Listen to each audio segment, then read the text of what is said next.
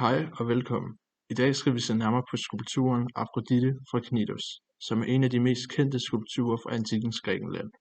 Den blev lavet af kunstneren Praxiteles omkring 350 f.Kr.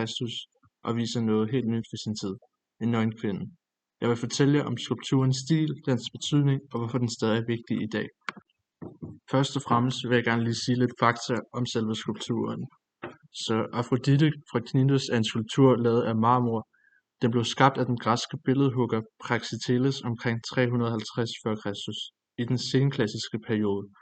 Skulpturen er faktisk en romersk kopi af den originale statue, som oprindeligt var lavet i bronze. Den blev opstillet i byen Knidos i det nuværende Tyrkiet, hvor den stod i et tempel. Her var den både et religiøst symbol og et kunstværk, som mange rejste langt for at se. I dag står den romerske kopi i Vatikanmuseerne i Rom, hvor den stadig bliver beundret af besøgende fra hele verden. Skulpturen viser Afrodite, som i græsk mytologi er gudinden for kærlighed og skønhed. Hun står i en kontrapoststilling, som betyder at vægten hviler på det ene ben, mens det andet ben er afslappet. Dette giver en let drejning i kroppen, som gør, at hun ser mere naturlig og levende ud. Hun holder sin arm op foran sit køn, som om hun prøver at dække sig, men det får os faktisk til at kigge endnu mere derhen. Det skaber en blanding af det genert dækkende og det lidt udfordrende, og det gør, at skulpturen både er uskyldig og spændende på samme tid. Det var helt nyt på den tid, fordi kvinder tidligere altid blev vist med tøj på i græsk kunst, så at fremstille en nøgen kvinde var derfor meget modigt og anderledes. Afrodite har et meget roligt og blidt ansigt.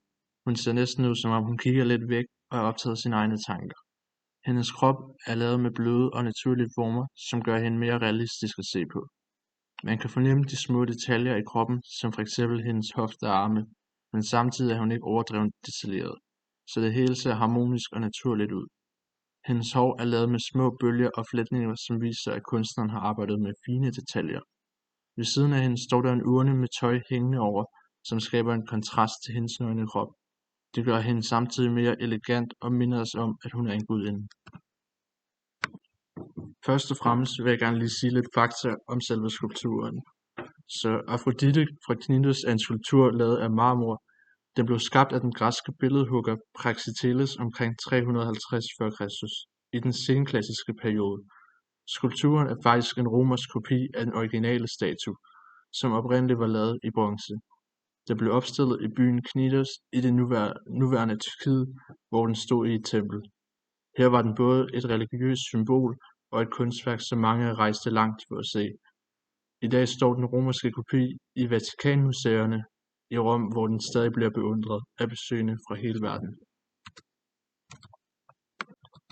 Personligt synes jeg selv, at skulpturen af Afrodite er virkelig flot, fordi den ser både naturlig og elegant ud. Det er imponerende, hvordan kunstneren har formået at gøre hende så realistisk, samtidig med at hun virker guddommelig. Det er også fascinerende at tænke på, hvor modigt det må have været at lave en nøgen kvindefigur på den tid, og folk stadig beundrer den i dag.